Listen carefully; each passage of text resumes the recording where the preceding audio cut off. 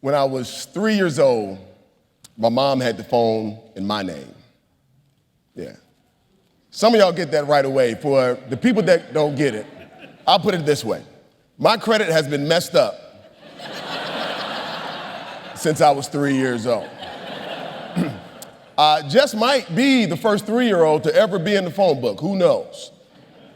But by the time I found out what credit actually was, it sort of didn't matter because mine was already ruined. So I had no choice but to breathe bad credit. You know, when a baby's born, it gets its first spanking. Not because it's in trouble, which we know at some point it will be, but simply because the doctor wants to make sure that there's breath.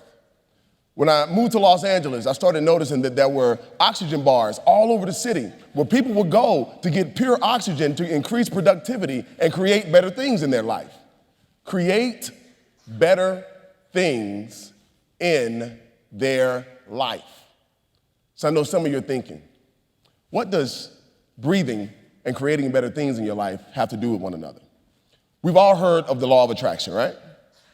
What if I told you the law of attraction wasn't some universal mystery and that breathing played a significant part in making it so? Let me first elaborate by introducing you to a force that we all create inside of our bodies that we breathe in and out. It's called prana.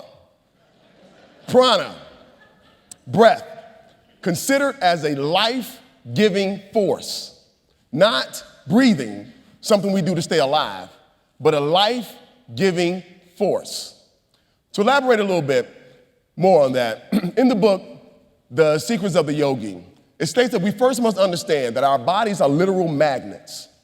And also, secondly, everything in the earth, in the universe, really, is made of prana. Your shoes, your house, your clothes, your eyes, your hair, water, money. I mean, literally everything.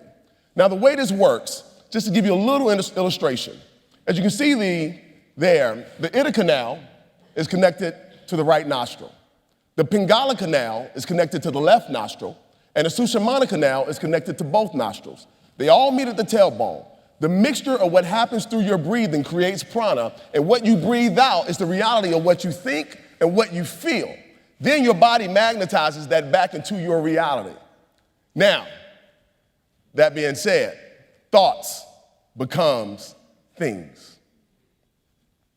Now, some of you still may not be with me, so I'll tell you what, just let's do an exercise. If everyone would please just at this moment close your eyes. Now smile. Now I mean really smile. Really think of something that makes you happy and smile. Now take a deep breath in, hold it, and let it out. I literally just help you add good to your life in that moment.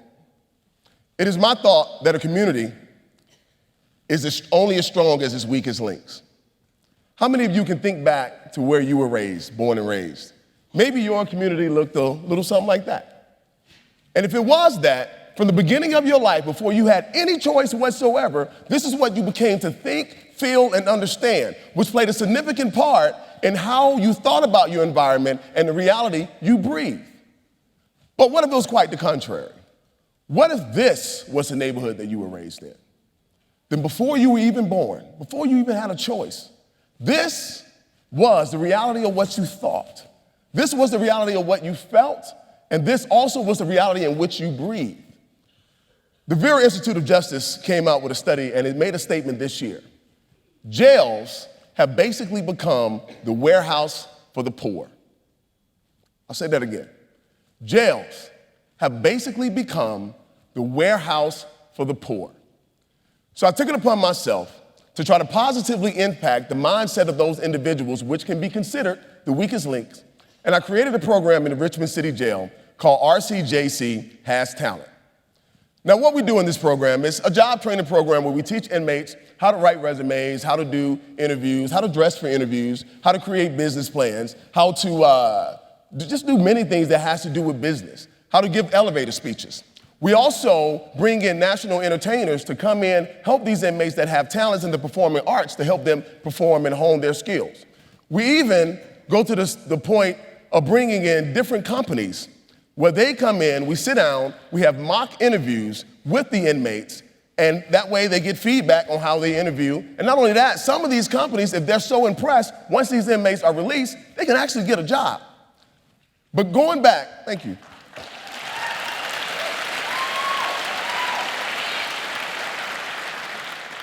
But going back to a point that I made earlier, we help them create business plans. This is what I noticed is the secret weapon. Because for the first time ever in these individuals' lives, it is the first time they've ever been given permission to go and write down whatever they desire in a plan format. When I saw some of the inmates write these plans down, I started noticing they started gaining a sense of self-worth, a sense of self-pride. They started to think differently about themselves and started to feel differently about themselves, which means that the prana that they would create was empowered now with good, so now they have no choice but to inevitably create more good in their life. I had an aha moment about my own life.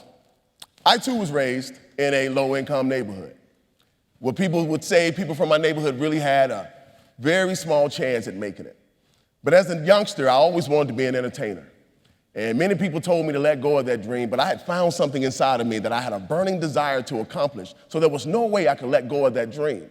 And not only that, but because I had a dream, it obviously put me in the picture or in the groupings of people that also were dreamers, instead of people that had no dreams at all. So now that these inmates have a business plan, something that gives them self-worth, they now have joined the ranks of dreamers. I had an inmate come to me after he had written his business plan. He said, "Man, I know exactly what I'm gonna do." I said, "What you gonna do? Tell me about it." He said, "I'm gonna go to the sun."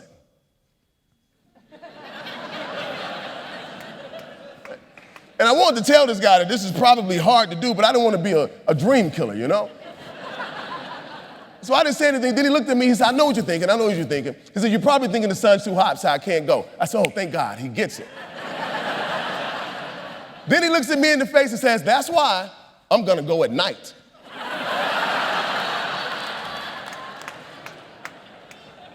Now, we all know that the chances of this man going to the sun is probably very slim.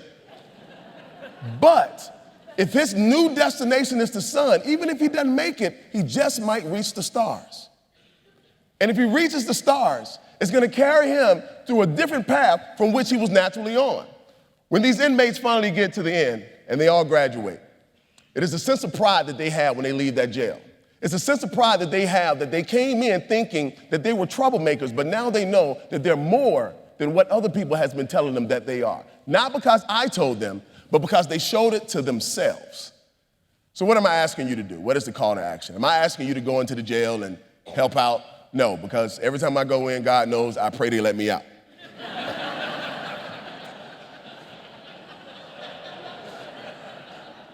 But what I am asking you is that when these individuals or people that perceive to be a part of this community, what can be considered the weakest link, give them something that's free.